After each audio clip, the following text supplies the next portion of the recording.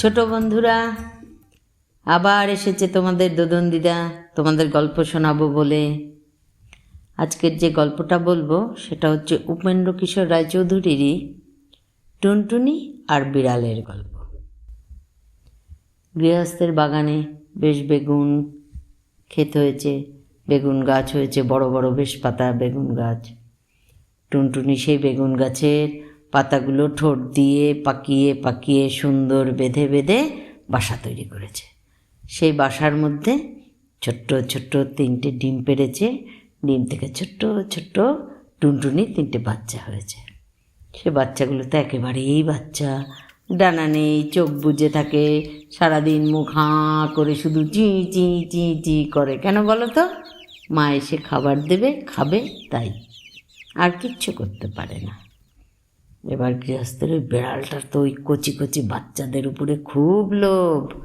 ভাবছে, আচ্ছা ইস কী করে গিয়ে ওই টুনটুনির কচি বাচ্চাগুলোকে খাই। ও তো একদিন গেছে, গিয়ে বলছে, কি করছিস লা টুনটুনি?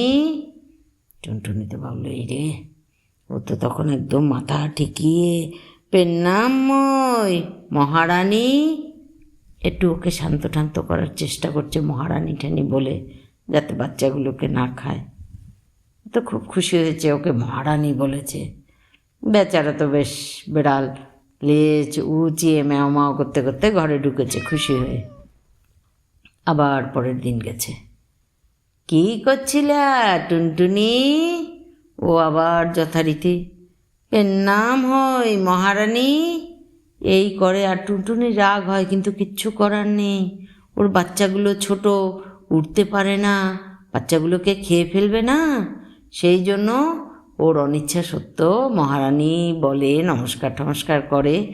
এই করতে করতে তো টুনটুনির ছানাগুলো এখন একটু বড় হয়েছে, বেশ ডানা গজিয়েছে, চোখ ফুটেছে, এখন আর ও চোখ বন্ধ করে থাকে না। তখন টুনটুনি দেখে টেকে বলছে, আচ্ছা বাচ্চারা একটা কাজ করতে পারবি? বললো, কী কাজ? বললো, ওই তাল গাছের ডালে গিয়ে উড়ে বসতে পারবি? বললো, হ্যাঁ মা পারবো।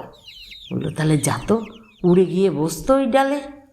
ডানাগুলো তো তখন একদম আস্তে আস্তে করে উড়ে গিয়ে তাল গাছের ডালে বসেছে। টুনটুনি নিশ্চিন্ত, যাক আর চিন্তা নেই, আসুক এবার দুষ্টু বিড়াল, দেখ। আবার তো বেড়াল গেছে। বেড়াল তো জানে না যে পাখি ফুরুত, বাচ্চাগুলো ফুরুত করে উড়ে গেছে, বেড়াল জানে না। তখন তো যেই না বেড়াল এসেছে, কি করছিস লা টুনটুনি? লক্ষ্মী ছাড়ি বিড়াল নে এক লাথি বলে সেই ওই ছোট্ট ছোট্ট সরু সরু পা দিয়ে বেড়ালকে লাথি দেখিয়ে লক্ষ্মী ছাড়ি বিড়ালিনী বলে গালাগালি করে ফুরুত করে উড়ে চলে গেছে ওর বাচ্চাদের কাছে, সেই উঁচু তাল গাছের উপরে। তাল গাছে তো আর বেড়াল উঠতে পারে না। একদম নিশ্চিন্তে বেড়ালকে লাথি টাথি দেখিয়ে উড়ে চলে গেল। বেড়ালের তখন খুব দুঃখ হয়েছে, হ্যাঁ টুনটুনিও আমাকে লাথি দেখিয়ে গেল, দাঁত খিচিয়ে দিয়েছে এক লাফ। লাফ দিলে হবে কি, বাসায় তো আর বাচ্চা নেই। ও তো তখন সে বেগুন গাছের কাঁটা থাকে বড় বড়, সেই কাঁটার খোঁচা খেটে ম্যাও ম্যাও করতে করতে ঘরে ঢুকে গেল। আর বেচারার বেড়ালের বাচ্চা খাওয়া হলো না। ঠিক আছে, কেমন লাগলো এই গল্পটা তোমরা একটু জানিও। পরের দিন আবার একটা গল্প নিয়ে তোমাদের কাছে হাজির হব। মনে আছে তো? কে?